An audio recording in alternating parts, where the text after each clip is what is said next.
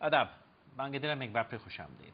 ये जो रीजन है, जैसे कि आप अफ़गानिस्तान, पाकिस्तान, हिंदुस्तान, चीन, Asia, south east Asia, central Asia है, ये तारीख़ में इसका एक अहम रोल रहा है। लेकिन जब से रूस अफ़गानिस्तान में दाखिल हो, उसके बाद ये पूरा इलाका जो है टर्मोइल के अंदर रहा है, जंगें होती रहीं और आज टेररिज्म की लपेट में है।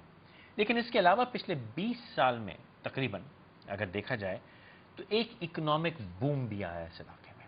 सेंट्रल एशिया की रिसोर्सेज की बात होती है, बलूचिस्तान की रिसोर्सेज की बात होती है। चीन एक इकोनॉमिक इंडस्ट्रियल मेगा पावर की तरह सामने आ रहा है। हिंदुस्तान यकीनन इसमें कोई शक नहीं है कि अपनी एक मोमेंटम के अंदर राइज कर रहा है। इकोनॉमिक इकोनॉमिक डेवलपमेंट वहाँ पे हो रही है, इकोनॉमिक ग्रोथ हो रही है। उसके अलावा सिंगापुर, जापान, ये जितने इस एशिया के ममालिक हैं, एक नई फोर्स की तरह एक नया बैलेंस रख के सामने आ रहे हैं। दुनिया में पहले जो सुपर पावर्स रहीं, अमेरिका, रशिया या उसके अलावा बाकी ममालिक तारीख में रहे, वो अपनी जगह का एक बैलेंस था। लेकिन अब एशिया एक बहुत अहम रोल अदा कर रहा है। एशिया की जितनी लीडिंग फोर्सेस हैं, जो लीडिंग लोग हैं, वो बैठ के कई बार बातें करते हैं। बहुत सी ऑर्गेनाइजेशंस बनी हैं जिनके अंदर ये होता है। लेकिन हिंदुस्तान भी एक ऐसे ही सिलसिले में लीड ले रहा है। इंडिया टुडे जो कि एक ग्रुप है मीडिया का हिंदुस्तान में, वो एक कॉन्क्लेव करवा रहा है सन 2002 से। 11वां कॉन्क्लेव परसों हिंदुस्तान में शुरू हो रहा है, जिसमें पाकिस्तानी भी कुछ शिरकत कर रहे हैं, कुछ नहीं कर रहे हैं, और अमेरिका से भी और तमाम दुनिया से जो लीडर्स हैं वहाँ पे न्यूज़ मेकर्स हैं तशरीफ़ ला रहे हैं, वो बात करेंगे। हमने देखना ये है कि ये इंडिया टुडे कॉन्क्लेव जो है, क्या वो इस रीजन की जो एक नई इमर्जिंग पोजीशन है उसके लिए क्या काम कर रहा है, कर सकता है, और इस बार जो कि परसों से कॉन्क्लेव हो रहा है उसमें क्या बातें होंगी। अरुण पुरी साहब जो कि चेयरमैन हैं, फाउंडर हैं, चीफ एग्जीक्यूटिव हैं इंडिया टुडे ग्रुप के, वो हमारे पास लाइन पे मौजूद हैं, उनसे बात करते हैं। Mr. Puri, thank you very much for being with us tonight. Let's start with your view on what you have been hoping to achieve with this conclave since it's in its 11th year now. Well, the conclave is actually a platform for free and frank exchange of ideas on basically to do with the subcontinent, South Asia, in terms of the issues which we grapple with and how the world sees us. And over the 11 years, we've dealt with many such issues. So it's become a very important platform where people from India and from other parts of the world come and talk about the particular theme which we may have for that particular year. In its 11th year, do you think it's going in that direction? Are you being able to achieve that goal? Well, it's been, yes, and the kind of attendance we have and the kind of speakers we get, I think it's getting better year by year. Okay. You mentioned the kind of speakers you're getting, the kind of attendance you're getting, that's fine. But given the geopolitical evolution in this area, things are not exactly as favorable as the world would want it to be. Do you think these conversations would eventually be able to resolve some of those issues? Definitely, because I think as you say, as the conditions get more unfavorable, it's more important, in fact, to focus on all these issues. And this is a great forum where people from differing points of view come to exchange views on it, and it's done in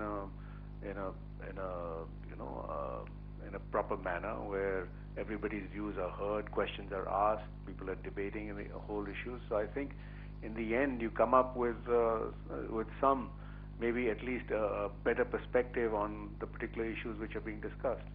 Okay, you clearly mentioned subcontinent. I'd like to go focus in on that for a second. People say that it's the governments of India and Pakistan who have not been very effective in creating a bloc within these two countries. But to be honest, even within the people of Pakistan and India, there is a bit of skepticism there. We don't see each other with too much trust. Do you think such a dialogue, such conclaves would be able to overcome that mistrust? Well, I think it's a step in that direction. Firstly, I disagree with you about the fact that the people of India have a kind of a gap between them in terms of communication or a disconnect. The impression I get, in fact, it's the governments who, in fact, are not able to come to any kind of rapprochement or a way where they can deal with each other in a friendly manner. It's the people of India and Pakistan, whenever they meet, whenever they have exchanges, there's always a great warmth and cordiality between them.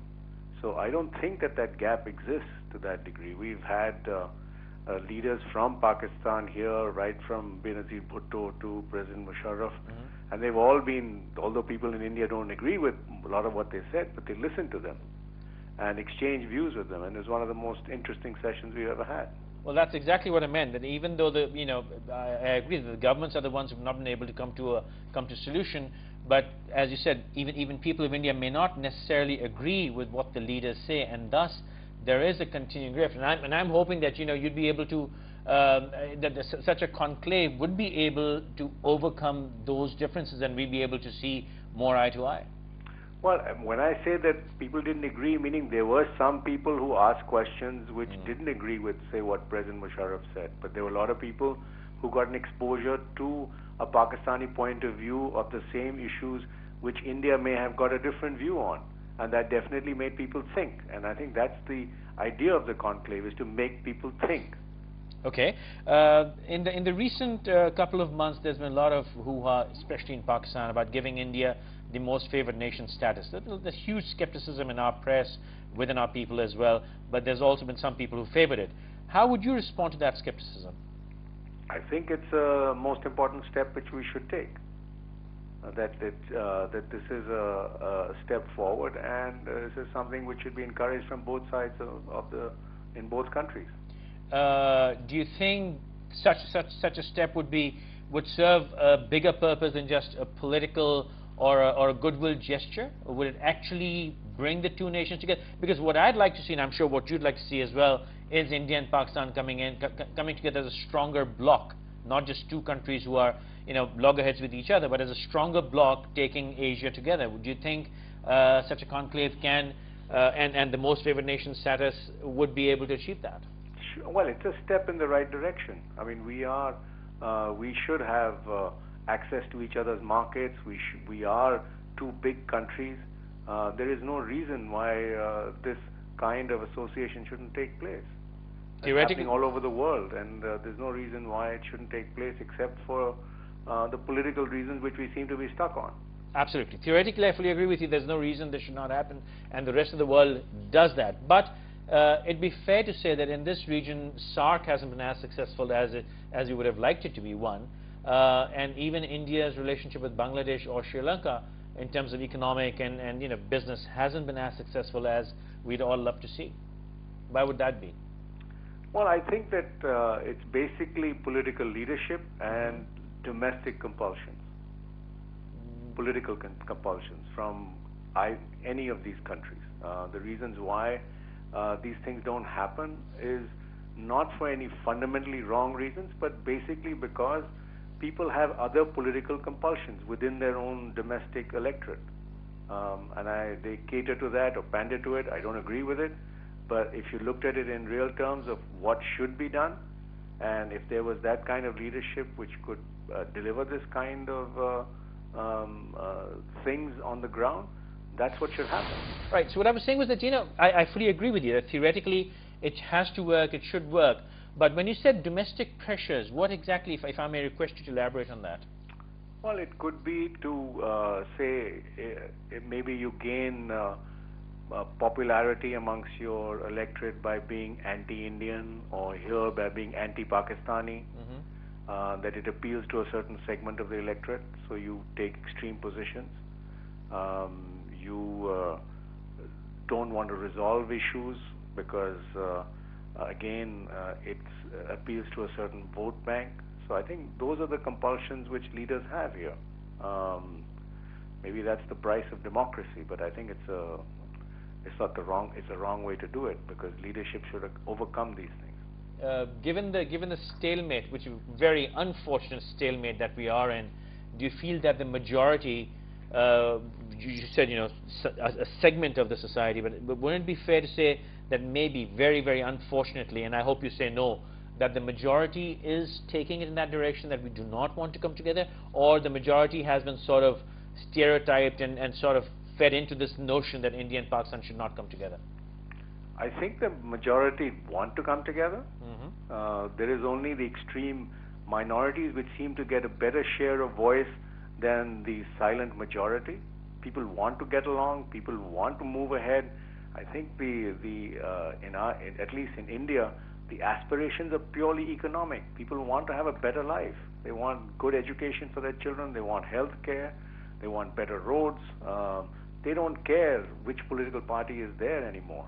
And we are seeing that in every Indian election, that parties which don't deliver development just give empty promises for reservations and appeal to basic things which are non-political, like building a temple or appealing to sectarian kind of sentiments, are being rejected by the public. People who deliver good development, good governance are being elected in India. No, no. I'd like to come back to conclave in conclusion as well. You said that it's a small minority which is very vocal in getting that view, but you say that the silent majority is not really speaking out. Do you think media on both sides has succeeded, because there's been a media explosion in the past, say, 5 years, has succeeded in awakening the silent majority, or do you think we have failed in that, or maybe we have, on both sides, maybe done more disservice? And since you're also part of one of the largest media groups in India, do you think we've played the right role, and how is the conclave helping in that direction? Well, it's very difficult to generalize, because I think, to be frank, it does happen on both sides of our country. There is the fact that if, say, a terrorist attack takes place, then